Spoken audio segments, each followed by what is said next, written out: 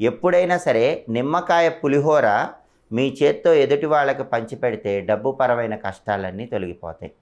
నిమ్మకాయ పులిహోర తీసుకున్న వాళ్ళకి దోషాలు తొలగిపోతాయి, ఇచ్చిన వాళ్ళకు కూడా దోషాలు తొలగిపోతాయి. ఆ శక్తి నిమ్మకాయ పులిహోరకు మాత్రమే ఉంది. కాబట్టి పులిహోర పంచిపెట్టేటప్పుడు చింతపండు పులిహోర కాకుండా నిమ్మకాయ పులిహోర పంచిపెట్టాలి. నిమ్మకాయలు రాహుకేతు స్వరూపాలు.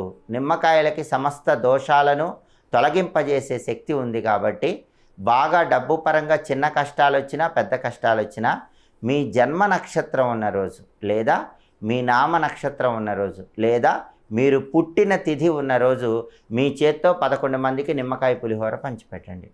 అప్పుడు డబ్బు పరమైన పెద్ద కష్టం నుంచి కానీ చిన్న కష్టం నుంచి కానీ తొందరగా బయటపడవచ్చు. అలాగే డబ్బు పరంగా ఒక కష్టం వచ్చినప్పుడు ముష్ట ముద్ర అని ఒక ముద్ర ఉంటుంది.